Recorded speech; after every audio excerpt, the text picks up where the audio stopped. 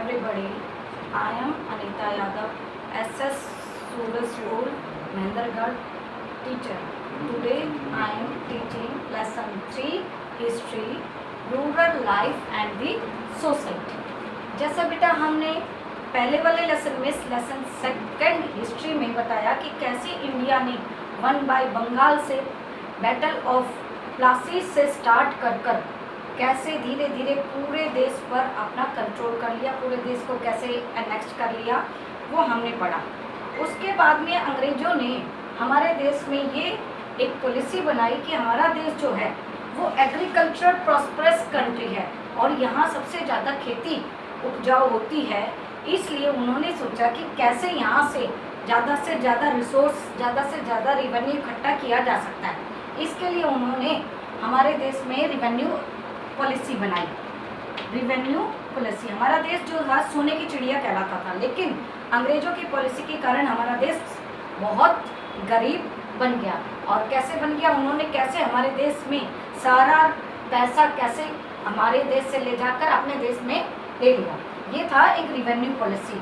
दीवानी rights के बाद में बैटल ऑफ बक्सर में दीवानी राइट्स अंग्रेज़ों को मिल गई थी। उस दीवानी राइट्स के बाद में उन्हें बंगाल, बिहार और उड़ीसा जो सबसे बड़े प्रोविंसेस थे इंडिया के, वहाँ से रिवेन्यू इकट्ठा करने का अधिकार मिल गया था और उन्हें ज़्यादा से ज़्यादा मुनाफा होने लगा। अब हम पढ़ेंगे कि system of revenue collection by the British क्या सिस्टम है।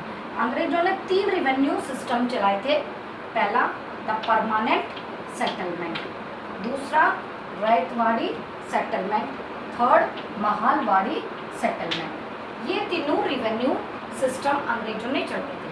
अब फर्स्ट सबसे पहले जो चलाया था उसका नाम है परमानेंट सेटलमेंट। ये लॉर्ड कॉर्नवालिस ने 1793 में बंगाल, बिहार और उड़ीसा में चलाया था और दूसरे स्टेट में भी जैसे नॉर्थ कर्नाटक में भी ये सिस्टम, रिवेन्यू सिस्टम चलाया था।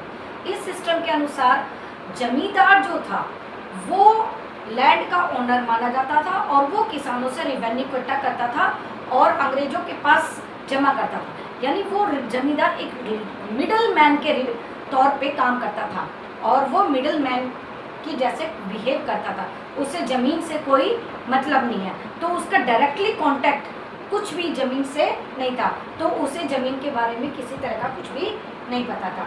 टोटल जितनी भी हमारे इंडिया की जो लैंड थी उसका 19% रिवेन्यू इस परमानेंट सेटलमेंट के तहत इकट्ठा किया जाता था। और इस रिवेन्यू के साथ जो एक फिक्स अमाउंट 10 ईयर्स के लिए फिक्स अमाउंट रिवेन्यू बना दिया गया था कि उस इतना कुछ परसेंटेज जो पूरी लैंड का है वो अंग्रेज़ों के पास में जमा किया जाएगा। क्या फीचर्स थे? फर्स्ट, जमींदार जो बंगाल के थे वो ओनर्स थे जैसे मैंने बताया, और अमाउंट वाज फिक्स्ड ऑल्सो। रैयत यानी किसान, वो एक किराए की जैसे बस फसल उगाने का काम करते थे और सारा रिवेन्यू अंग्रेज जमींदार को जमा करवाते थे, यानी वो एक टीनेट के रूप में काम करते थे। इस रिवेन्यू के कारण जमींदार का जो रियल काम था एडमिनिस्ट्रेशन संभालने का, वो नहीं कर रिवेन्यू इकट्ठा करने का काम करता था। परमानेंट सेटलमेंट का जो प्रभाव हमारे देश पर पड़ा उसका सबसे पहले अंग्रेजों ने अपने फ़ायदे के लिए जो वेस्ट लैंड था उसको भी उपजाऊ बनाना स्टार्ट कर दिया। क्यों? क्योंकि उससे उनसे रिवेन्यू इकट्ठा किया जाता था।